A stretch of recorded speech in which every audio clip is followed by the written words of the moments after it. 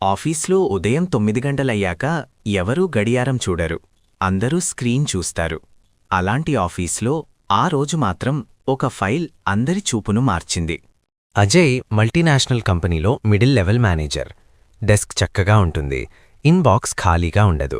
బయటకి ప్రశాంతంగా కనిపిస్తాడు. కానీ లోపలెప్పుడూ నేను చేస్తున్నది సరైనదేనా అని ఆలోచిస్తూ ఉంటాడు. ఆఫీస్లో ఒక అలవాటుంది. పైనుంచి ఫైల్ వస్తే కింద సంతకం పడాలి. ఎందుకు, ఎలా అని అడిగేవాళ్లు ఎక్కువ రోజులు ఉండరు. అజయ్ కూడా ఇప్పటివరకు అలా అడగలేదు. ఆ రోజు ఒక ఫైల్ అజయ్ టేబుల్ మీద పడింది. Title project relocation phase 2.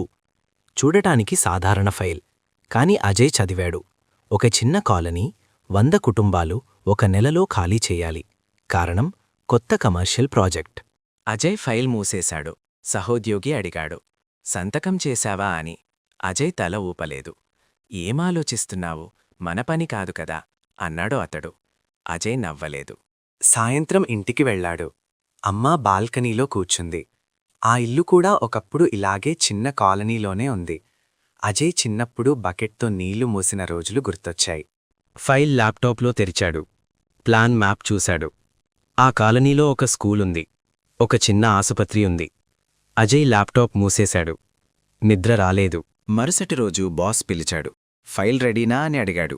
Ajay నెమ్మదిగా, ఒక ప్రశ్న ఉంది సార్ అన్నాడు. ఆఫీస్లో అది ఇంతకుముందు ఎవ్వరూ అడగని మాట. ఈ కుటుంబాలకు ప్రత్యామ్నాయం ఉందా? బాస్ కుర్చీలో వెనక్కి వాలాడు. మన పని అది కాదు అన్నాడు బాస్. అజయ్ మౌనంగా ఉన్నాడు. ఆ మౌనం గదిని నింపింది. లంచ్ టైంలో 2 సహోద్యోగులొచ్చారు. మేము ఆ ఫైల్ చదివాం. మాట్లాడితే ఏం జరుగుతుందో చూద్దామన్నారు. అజయ్ ఆశ్చర్యపోయాడు. వాళ్లు కలిసి ఒక నోట్ జతచేశారు. రీలొకేషన్కు గడువు పెంచాలి, ప్రత్యామ్నాయ నివాసం చూపాలి, స్కూల్ కొనసాగాలి అని. ఫైల్ ఇంకా పూర్తి కాలేదు. కాని ఇప్పుడది వేరేలా ఉంది. వారం గడిచింది. ఏ సమాధానం లేదు. అజయ్ ఆఫీస్కు వెళ్లాడు. పనిచేశాడు. కాని ఆ ఫైల్పై సంతకం పెట్టలేదు. 10వ రోజు మీటింగ్ కాలొచ్చింది. అందులో ప్రాజెక్ట్ మారింది. రీలొకేషన్ దశలవారీగా అని మాట్లాడుకున్నారు. కాలనీ ఖాళీ చేయలేదు. కొంత భూమి వదిలేశారు. బాస్ ఏమీ అనలేదు. సాయంత్రం అజయ్ టేబుల్ ఖాళీగా ఉంది. ఆ ఫైల్ ఇప్పటికీ అక్కడే ఉంది, సంతకం లేకుండా. అజయ్ నవ్వాడు. అజయ్ తనలో ఇలా అనుకున్నాడు, ప్రపంచాన్ని మార్చడానికి పెద్ద సంతకాలు అవసరం లేదు. కొన్నిసార్లు సంతకం పెట్టకపోవడమే మార్పు అని. ప్రశ్న అడగడం తప్పు కాదు.